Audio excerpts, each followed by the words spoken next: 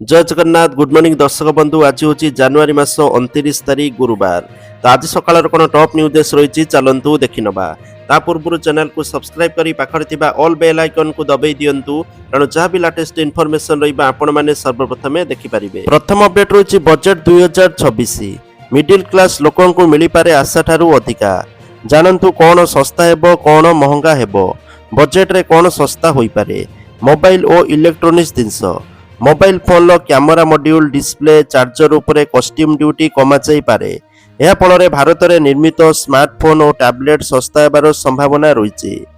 तापर रही सस्ता हेबो घर होम लोन सुध उपरे मिलुथुबा टैक्स रिहाती को 2 लाख रु बढ़ाई 5 लाख टंका करा जाई पारे। एथिरे घर किनिबा साधारण लोकंक पई सहज हेबो। तापर रही औषध मेडिकल उपकरण कैंसर भली गंभीर रोगर औषध एवं लाइफ सेविंग मेडिकल डिवाइस उपरे ड्यूटी कमा जिबार आशा रही।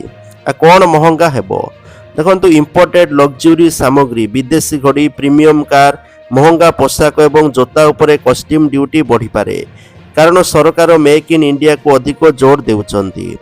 तापरे तमाकू एवं सिगारेट मध्य महंगा हेबो।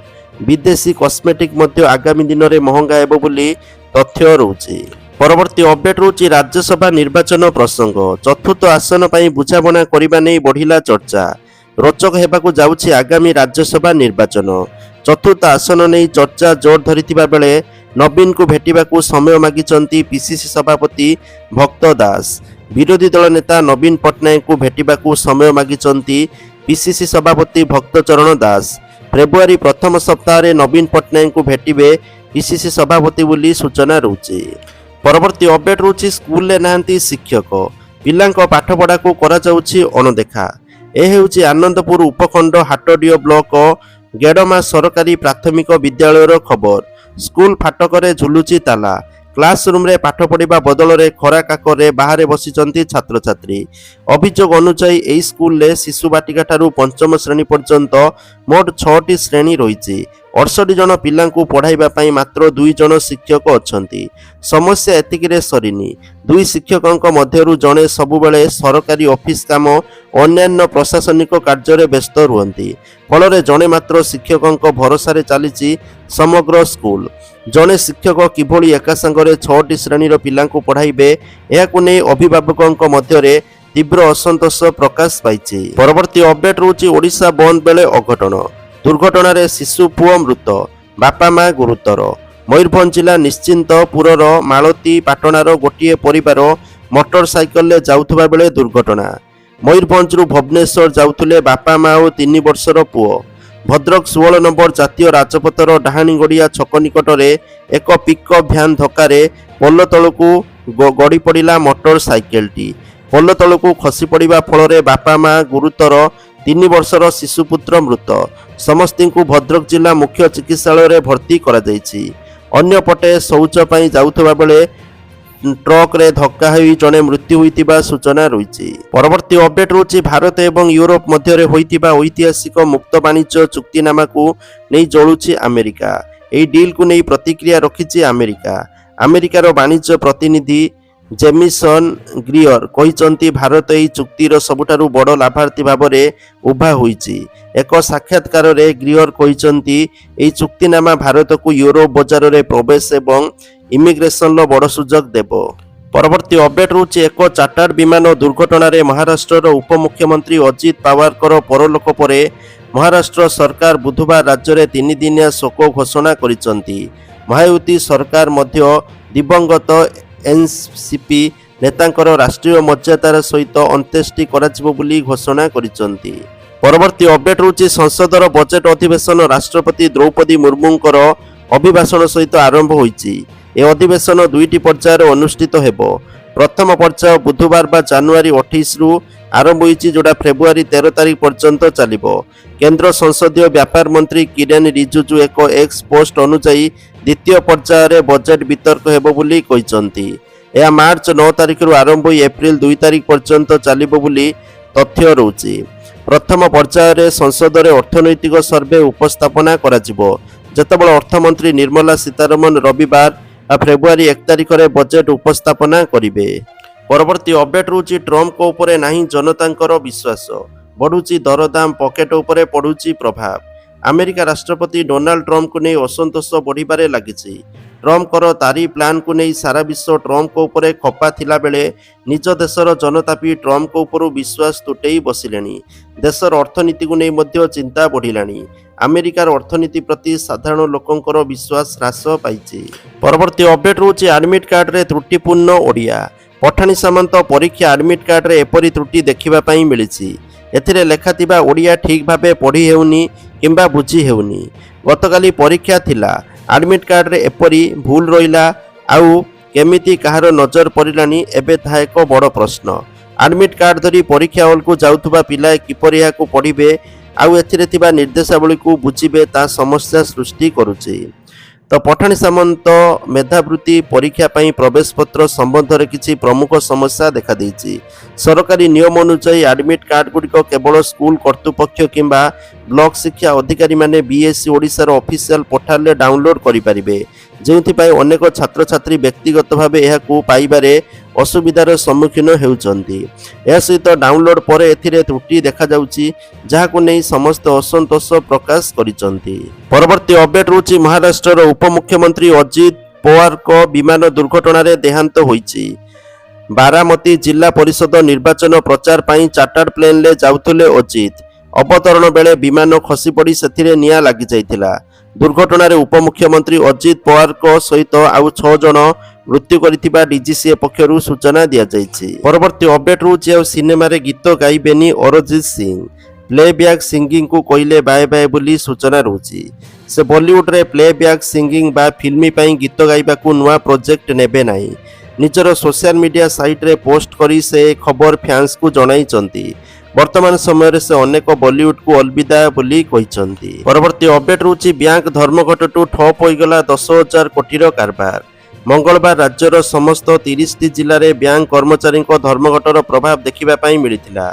ବ୍ୟାଙ୍କ ଶାଖାଗୁଡ଼ିକ ସାମ୍ନାରେ କର୍ମଚାରୀମାନେ ବସି ବିକ୍ଷୋଭ ପ୍ରଦର୍ଶନ କରିଥିଲେ। ଏହି ଧର୍ମଘଟ ଦ୍ୱାରା ସାରା ରାଜ୍ୟରେ 10,000 କୋଟି ଟଙ୍କାର ବ୍ୟାଙ୍କ କାରବାର ପ୍ରଭାବିତ ହୋଇଛି। ପରବର୍ତ୍ତୀ ଅପଡେଟ୍ ରହୁଛି ରାଜ୍ୟସଭା ପ୍ରସଙ୍ଗରେ ଯୋଗାଣ ମନ୍ତ୍ରୀ କୃଷ୍ଣଚନ୍ଦ୍ର ପାତ୍ର ବଡ଼ ବୟାନ ଦେଇଛନ୍ତି। 2026 ମସିହାରେ ବହୁତ କିଛି ହେବ ବୋଲି କହିଛନ୍ତି। ଅନେକଙ୍କୁ ପରୋକ୍ଷ ଭାବେ ସେ ଟାର୍ଗେଟ କରିଛନ୍ତି। ଯୋଗାଣ ମନ୍ତ୍ରୀ କହିଛନ୍ତି ଯେ କେତେବେଳେ କ'ଣ ଗେମ୍ ହେବ କିଛି କହିହେବ ନାହିଁ। ଅପେକ୍ଷା କରନ୍ତୁ, ରାଜନୀତିରେ କିଛି ଅସମ୍ଭବ ନୁହେଁ। ପରବର୍ତ୍ତୀ ଅପଡେଟ୍ ରହୁଛି ମହାରାଷ୍ଟ୍ର ବିମାନ ଦୁର୍ଘଟଣାର ତଦନ୍ତ କରାଯିବ। ଆଧିକାରିକ ତଦନ୍ତ କରାଯିବ କହିଲେ ଡିଜିସିଏ। ଏହା ସହିତ ଡିଜିସିଏ କହିଛନ୍ତି ଘଟଣାସ୍ଥଳରେ ଏଆଇବି ବୈଷୟିକ ଦଳର ଛାନଭିନ୍ ଚାଲିଛି। ଫ୍ଲାଇଟ୍ ତଥ୍ୟ, ପାଇଲଟଙ୍କ ଯୋଗାଯୋଗ ରେକର୍ଡ ଯାଞ୍ଚ ହେବ। ପାଣିପାଗ ସମ୍ବନ୍ଧୀୟ ସୂଚନା ଯାଞ୍ଚ କରିବ ଟିମ୍। ତଦନ୍ତ ରିପୋର୍ଟ ଆସିବା ପରେ ଜଣାପଡ଼ିବ ପ୍ରକୃତ କାରଣ। ପରବର୍ତ୍ତୀ ଅପଡେଟ୍ ରହୁଛି କୃଷକ ଆନ୍ଦୋଳନ ସୁପର ଫ୍ଲପ୍। ଗତକାଲି ନବନିର୍ମାଣ କୃଷକ ସଂଗଠନ ଓଡ଼ିଶା ବନ୍ଦ ଡାକରାକୁ ନେଇ କିଛି ଏଭଳି କହିଛନ୍ତି ଖାଦ୍ୟ ଯୋଗାଣ ମନ୍ତ୍ରୀ କୃଷ୍ଣଚନ୍ଦ୍ର ପାତ୍ର। ରାଜ୍ୟର କୌଣସି ଜାଗାରେ ବି କୃଷକ ତାଙ୍କ ସହିତ ବାହାରି ନାହାନ୍ତି। ପ୍ରକୃତ କୃଷକ ଆନ୍ଦୋଳନରେ ନାହାନ୍ତି। ରାଜରାସ୍ତାକୁ ବାହାରି ନାହାନ୍ତି ଚାଷୀ। ତେଣୁ ନବନିର୍ମାଣ କୃଷକ ସଂଗଠନର ବନ୍ଦ ଡାକରା ସୁପର ଫ୍ଲପ୍ ହେଲା ବୋଲି ମନ୍ତ୍ରୀ କହିଛନ୍ତି। ପରବର୍ତ୍ତୀ ଅପଡେଟ୍ ରହୁଛି ଆରମ୍ଭ ହୋଇଛି ସଂସଦର ବଜେଟ୍ ଅଧିବେଶନ। ଏଥିରେ ରାଷ୍ଟ୍ରପତି ଦ୍ରୌପଦୀ ମୁର୍ମୁ ନିଜର ଭାଷଣ ଉପସ୍ଥାପନା କରିଛନ୍ତି। ଦାରିଦ୍ର୍ୟତା ଦୂରୀକରଣ ଦିଗରେ ଦେଶ ବଡ଼ ଉପଲବ୍ଧି ପାଇଥିବା ରାଷ୍ଟ୍ରପତି କହିଛନ୍ତି। ବିଗତ 10 ବର୍ଷ ମଧ୍ୟରେ ପ୍ରାୟ 25 କୋଟି ଭାରତୀୟ ଦାରିଦ୍ର୍ୟ ସୀମାରେଖାରୁ ଉପରକୁ ଆସିଛନ୍ତି। ଆୟୁଷ୍ମାନ ଭାରତ ଯୋଜନାରେ 70 ବର୍ଷରୁ ଉର୍ଦ୍ଧ୍ୱ 6 କୋଟି ବରିଷ୍ଠ ନାଗରିକଙ୍କୁ ମାଗଣା ସ୍ୱାସ୍ଥ୍ୟସେବା ଯୋଗାଇ ଦିଆଯାଇଛି। ପ୍ରଧାନମନ୍ତ୍ରୀ ଆବାସ ଯୋଜନାରେ ଅତିରିକ୍ତ 3 କୋଟି ପରିବାରକୁ ପକ୍କା ଘର ଯୋଗାଇ ଦେବାକୁ ସରକାର ନିଷ୍ପତ୍ତି ନେଇଛନ୍ତି। ଗ୍ରାମାଞ୍ଚଳରେ 125 ଦିନର ରୋଜଗାର ଗ୍ୟାରେଣ୍ଟି ପାଇଁ ବିକଶିତ ଭାରତ ଜି ରାମଜୀ ଆଇନ ପ୍ରଣୟନ କରାଯାଇଛି। ଭାରତ ବିଶ୍ୱର ତୃତୀୟ ବୃହତ୍ତମ ଅର୍ଥନୀତି ହେବା ଦିଗରେ ଦ୍ରୁତଗତିରେ ଅଗ୍ରସର ହେଉଛି ବୋଲି ନିଜ ଅଭିଭାଷଣରେ କହିଛନ୍ତି ରାଷ୍ଟ୍ରପତି ଦ୍ରୌପଦୀ ମୁର୍ମୁ। ପରବର୍ତ୍ତୀ ଅପଡେଟ୍ ରହୁଛି ଦେଶରେ ଡିଜିଟାଲ ନିବେଶ ଠକେଇ ଘଟଣା ଦିନକୁ ଦିନ ବଢ଼ିବାରେ ଲାଗିଛି। ସାଇବର ଅପରାଧୀମାନେ ଟେଲିଗ୍ରାମ, ହ୍ୱାଟ୍ସଆପ୍ ଓ ନକଲି ଟ୍ରେଡିଂ ଆପ୍ଲିକେସନ ବ୍ୟବହାର କରି ସାଧାରଣ ଲୋକଙ୍କୁ ଠକୁଛନ୍ତି। ଗତ କିଛି ସପ୍ତାହ ମଧ୍ୟରେ ଓଡ଼ିଶା, ତେଲେଙ୍ଗାନା, ଆନ୍ଧ୍ରପ୍ରଦେଶ ଓ ମହାରାଷ୍ଟ୍ରର ଡାକ୍ତର, କର୍ପୋରେଟ୍ କର୍ମକର୍ତ୍ତା ଏବଂ ଅର୍ଥ ବିଶେଷଜ୍ଞମାନେ କୋଟି କୋଟି ଟଙ୍କା ହରାଇଥିବା ଦେଖିବାକୁ ମିଳିଛି। ଅପରାଧୀମାନେ ଅନୁମତି ବିନା ଲୋକଙ୍କୁ ହ୍ୱାଟ୍ସଆପ୍ କିମ୍ବା ଟେଲିଗ୍ରାମ ଗ୍ରୁପରେ ଯୋଡୁଛନ୍ତି। ଏହି ଗ୍ରୁପ ଗୁଡ଼ିକ ଷ୍ଟକ୍ ମାର୍କେଟ କିମ୍ବା କ୍ରିପ୍ଟୋକରେନ୍ସି ଆଲୋଚନା ମଞ୍ଚ ଭାବରେ ଦେଖାଯାଏ। ନକଲି ସଦସ୍ୟମାନେ ବଡ଼ ଲାଇଭ୍ ସ୍କ୍ରିନଶଟ୍ ପୋଷ୍ଟ କରି ବିଶ୍ୱାସ ତିଆରି କରନ୍ତି। ପରେ ନିଜକୁ ସେବି ରେଜିଷ୍ଟର ଆଡଭାଇଜର ବୋଲି ପରିଚୟ ଦେଇ ନିବେଶ ପରାମର୍ଶ ଦିଆଯାଏ। ପ୍ରଥମେ ଛୋଟ ରାଶିରେ ନିବେଶ କରାଇ କିଛି ଲାଭ ଫେରାଇ ଦିଆଯାଏ। ବିଶ୍ୱାସ ବଢ଼ିଲେ ବଡ଼ ରାଶି ନିବେଶ କରିବାକୁ କୁହାଯାଏ। ପରେ ଟ୍ୟାକ୍ସ ଜିଏସଟି ପ୍ରୋସେସିଂ ଫି ନାମରେ ଟଙ୍କା ନେଇ ଶେଷରେ ଖାତା ସମ୍ପୂର୍ଣ୍ଣ ଖାଲି କରି ଦିଆଯାଏ। ତ ଏଭଳି ଘଟଣା ବହୁତ ସାରା ଦେଖିବା ପାଇଁ ମିଳୁଛି। ତେଣୁ ଲୋକଙ୍କୁ ସତର୍କ ରହିବା ପାଇଁ ପରାମର୍ଶ ଦିଆଯାଉଛି। ପରବର୍ତ୍ତୀ ଅପଡେଟ୍ ହେଉଛି ଦେଶର ବିଭିନ୍ନ ବଡ଼ ସହରରେ ଡିଜିଟାଲ ଆରେଷ୍ଟ ନାମରେ ବଢ଼ୁଥିବା ସାଇବର ଠକେଇ ଘଟଣାକୁ ନେଇ କେନ୍ଦ୍ର ଗୃହ ମନ୍ତ୍ରାଳୟ କଡ଼ା ପଦକ୍ଷେପ ନେଇଛି। ଏହି ଠକେଇରେ ପ୍ରଧାନତଃ ବରିଷ୍ଠ ନାଗରିକମାନେ ଶିକାର ହେଉଥିବା ବେଳେ କୋଟି କୋଟି ଟଙ୍କାର ଆର୍ଥିକ କ୍ଷତି ହେଉଛି। ଅଧିକାରୀମାନଙ୍କର କହିବା ଅନୁଯାୟୀ ଠକମାନେ ଦିଲ୍ଲୀ ପୋଲିସ, ସିବିଆଇ ଏବଂ TRAI ଭଳି ସଂସ୍ଥାର ନାମ ନେଇ ଭିଡିଓ କଲ୍, ନକଲି ୟୁନିଫର୍ମ ଏବଂ ଅଫିସ ଭଳି ପୃଷ୍ଠଭୂମି ବ୍ୟବହାର କରି ଲୋକମାନଙ୍କୁ ଭୟଭୀତ କରୁଛନ୍ତି। ପରେ RBI କିମ୍ବା ସରକାରୀ ଏଜେନ୍ସି ନାମରେ ଟଙ୍କା ଟ୍ରାନ୍ସଫର କରାଯାଉଛି। MHA ସମସ୍ତ ରାଜ୍ୟ ପୋଲିସ ଓ ସାଇବର ଅପରାଧୀ ଶାଖାକୁ ଏହି ମାମଲାକୁ ସଂଗଠିତ ଆର୍ଥିକ ଅପରାଧୀ ଭାବେ ଦେଖି ତଦନ୍ତ ତ୍ୱରାନ୍ୱିତ କରିବାକୁ ନିର୍ଦ୍ଦେଶ ଦେଇଛି। ପରବର୍ତ୍ତୀ ଅପଡେଟ୍ ହେଉଛି ଓଡ଼ିଶା ଯୁଗ୍ମ ପ୍ରବେଶିକା ପରୀକ୍ଷା OJEE 2026 ପାଇଁ ବୁଧବାର ଠାରୁ ଆବେଦନ ଆରମ୍ଭ ହୋଇଛି। ମାର୍ଚ୍ଚ 22 ତାରିଖ ଯାଏଁ ଆବେଦନ ଚାଲିବ। ମେ 4ରୁ 9 ତାରିଖ ଯାଏଁ ପରୀକ୍ଷା ହେବ। ଏସବୁ ପରୀକ୍ଷା କମ୍ପ୍ୟୁଟର ବେସ୍ଡ ଟେଷ୍ଟ ହେବ ବୋଲି ସୂଚନା ରହୁଛି। ଆବେଦନକାରୀମାନେ OJEEର ଅଫିସିଆଲ ୱେବସାଇଟ୍ରେ ଯାଇକି ଆବେଦନ କରିପାରିବେ। ପରବର୍ତ୍ତୀ ଅପଡେଟ୍ ହେଉଛି ଭାରତ ଲାଇଟ୍ ସିଲିଣ୍ଡର ହେଲା ଲଞ୍ଚ। ବାହାରୁ ବଳକା ଗ୍ୟାସ୍ ଦେଖିପାରିବେ। ଦେଶରେ ଘରୋଇ ଇନ୍ଧନ ଗ୍ୟାସ୍କୁ ଅଧିକ ନିରାପଦ ଏବଂ ସୁବିଧାଜନକ କରିବା ଦିଗରେ ଏକ ପ୍ରମୁଖ ପଦକ୍ଷେପ ନିଆଯାଇଛି। ଭାରତ ଏନର୍ଜି ସପ୍ତାହରେ କେନ୍ଦ୍ର ସରକାର ଏକ ନୂତନ ପ୍ରକାରର LPG ସିଲିଣ୍ଡର ଆଣିଛନ୍ତି, ଯାହା ପାରମ୍ପରିକ ଲୁହା ସିଲିଣ୍ଡର ଅପେକ୍ଷା ଯଥେଷ୍ଟ ଭିନ୍ନ ଏବଂ ଆଧୁନିକ। ଏହି ବିଶେଷ ଅବସରରେ କେନ୍ଦ୍ର ପେଟ୍ରୋଲିୟମ ମନ୍ତ୍ରୀ ହରଦୀପ ସିଂ ପୁରୀ ଏବଂ ଗୋଆ ମୁଖ୍ୟମନ୍ତ୍ରୀ ଭାରତ ଗ୍ୟାସ୍ ଲାଇଟ୍ ନାମକ ଏକ ନୂତନ ଗ୍ୟାସ୍ ସିଲିଣ୍ଡର ଲଞ୍ଚ କରିଛନ୍ତି। ଏହାକୁ ସରକାର ନୂତନ ଭାରତର ସ୍ମାର୍ଟ ଏବଂ ସୁରକ୍ଷିତ ସିଲିଣ୍ଡର ଭାବରେ ପ୍ରଚଳନ କରିଛନ୍ତି। ଏହା ଗୋଆର ଘରଗୁଡ଼ିକୁ ନିରାପଦ, ହାଲକା ଏବଂ ଦକ୍ଷ ରୋଷେଇ ଶକ୍ତି ସମାଧାନ ପ୍ରଦାନ କରିବା ଦିଗରେ ଏକ ଗୁରୁତ୍ୱପୂର୍ଣ୍ଣ ପଦକ୍ଷେପ।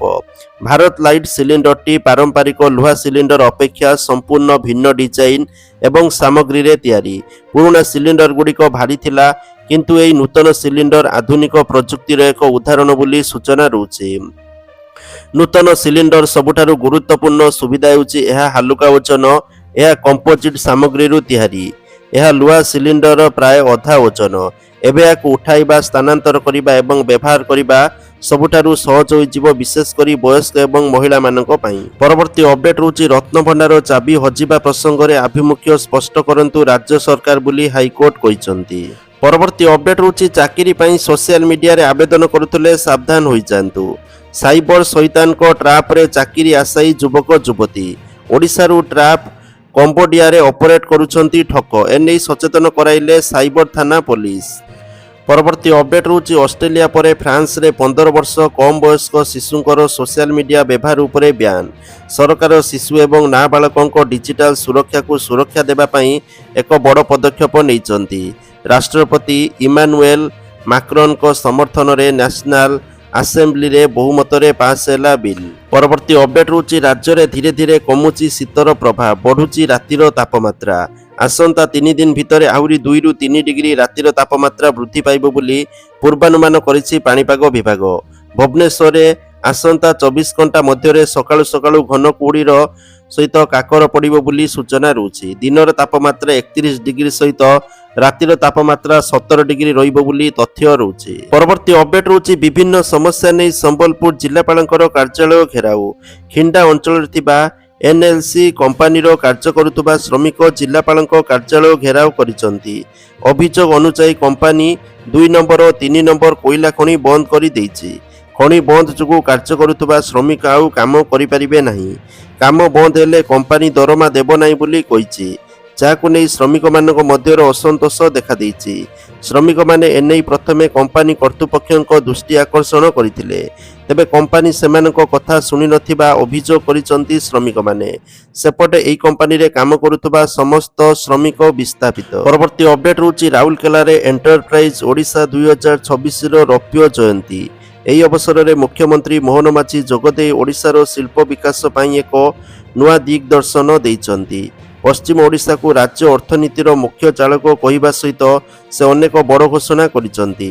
କାର୍ଯ୍ୟକ୍ରମରେ 43,349 କୋଟି ଟଙ୍କାର 22ଟି MOU ସ୍ୱାକ୍ଷର କରାଯାଇଛି। ମୁଖ୍ୟମନ୍ତ୍ରୀ 8,884 କୋଟି ଟଙ୍କାର 20ଟି ଶିଳ୍ପ ପ୍ରକଳ୍ପର ଉଦ୍ଘାଟନ ଓ ଶିଳାନ୍ୟାସ କରିଛନ୍ତି। ଏହାଦ୍ୱାରା 6,832 ଜଣଙ୍କୁ ପ୍ରତ୍ୟକ୍ଷ ନିଯୁକ୍ତି ମିଳିବା ନେଇ ସୂଚନା ଦେଇଛନ୍ତି ମୁଖ୍ୟମନ୍ତ୍ରୀ। ପରବର୍ତ୍ତୀ ଅପଡେଟ୍ ହେଉଛି କଟକର ଚୌଦ୍ୱାର ଇମ୍ଫା କମ୍ପାନୀରେ କାର୍ଯ୍ୟରତ ଶ୍ରମିକଙ୍କର ସନ୍ଦେହଜନକ ମୃତ୍ୟୁ। ମୃତ ଶ୍ରମିକ ହେଲେ ବାଣୀପଦା ପଞ୍ଚାୟତ ଚାଙ୍ଗୁଡିଆ ଗାଁର 35 ବର୍ଷୀୟ ରାକେଶ ମୁଦୁଲି। ରାକେଶ କମ୍ପାନୀରେ ଦୀର୍ଘ 10 ବର୍ଷ ହେବ ୱେଲ୍ଡିଂ କାର୍ଯ୍ୟ କରୁଥିଲେ। ଗତକାଲି ୱେଲ୍ଡିଂ କରୁଥିବା ବେଳେ ହଠାତ୍ ଟଳି ପଡ଼ିଥିଲେ। ତାଙ୍କୁ ତୁରନ୍ତ ଚୌଦ୍ୱାର ଚୁଡ଼ାଖିଆ ବଜାରରେ ଥିବା ESI ହସ୍ପିଟାଲ ନିଆଯାଇଥିଲା। ସେଠାରେ ତାଙ୍କର ମୃତ୍ୟୁ ହୋଇଛି। ମୃତ୍ୟୁ ଖବର ପାଇ ହସ୍ପିଟାଲରେ ପହଞ୍ଚିଛନ୍ତି ପରିବାର ଓ ସମ୍ପର୍କୀୟ। ରାକେଶଙ୍କର ମୃତ୍ୟୁର ସଠିକ୍ ତଦନ୍ତ ପାଇଁ ଦାବି ହୋଇଛି।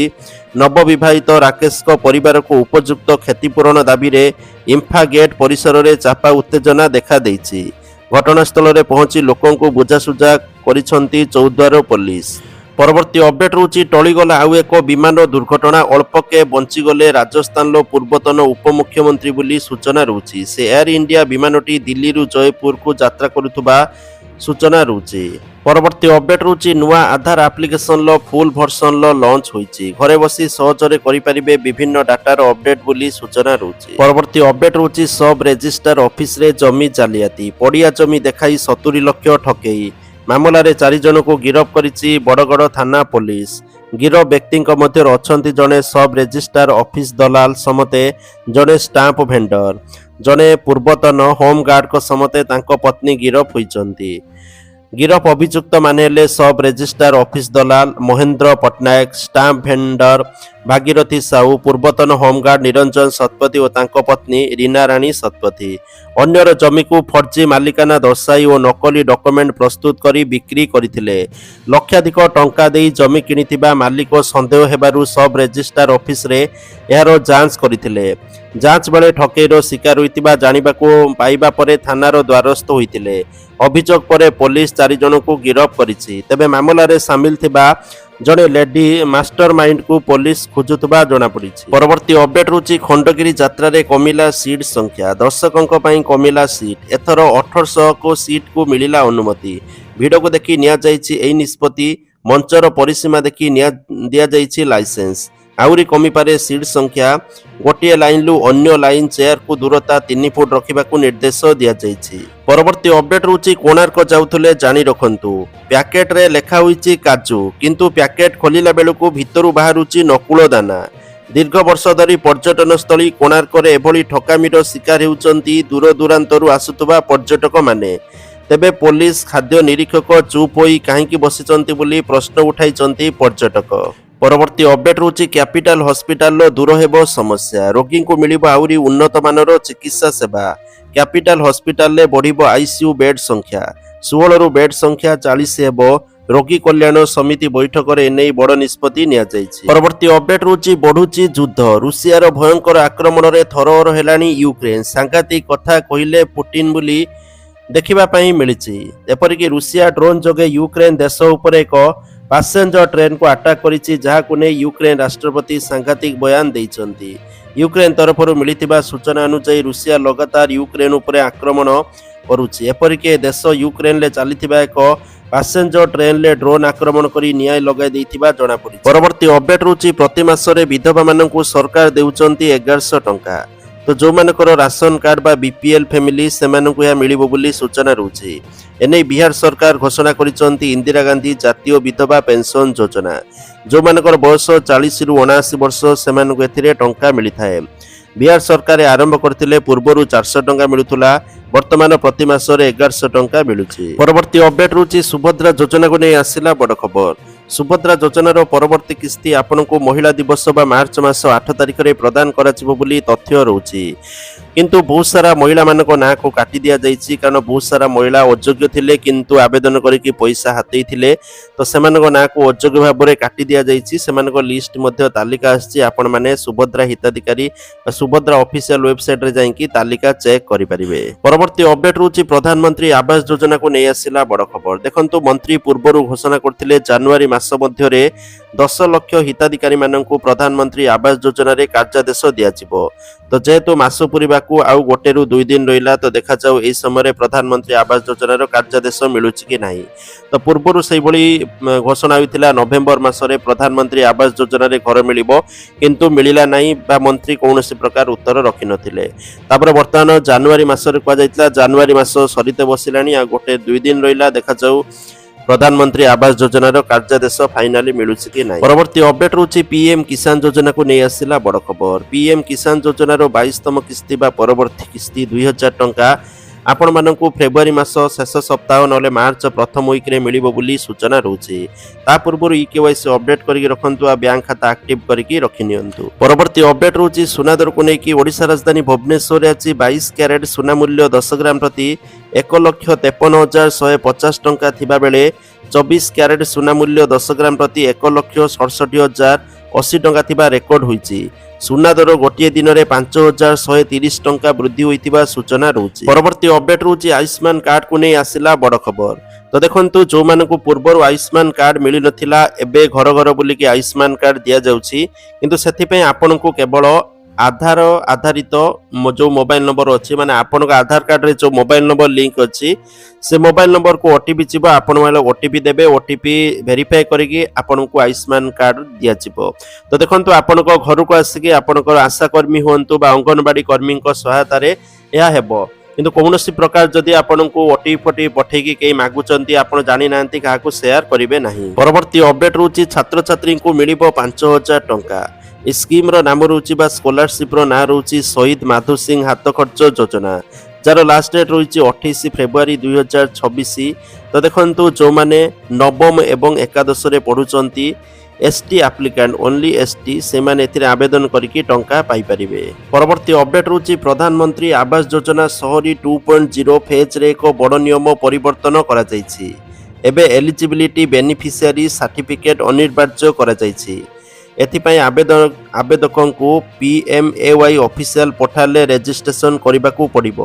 ପରେ ନଗର ନିଗମ ଦ୍ୱାରା ଫିଜିକାଲ ଭେରିଫିକେସନ କରାଯିବ ଏବଂ ସବୁ ଠିକ୍ ଥିଲେ 4ଟି କିସ୍ତିରେ ଟଙ୍କା ଦିଆଯିବ। ତେବେ ଏଥିପାଇଁ ଡକୁମେଣ୍ଟ ଆବଶ୍ୟକ ଅଟେ।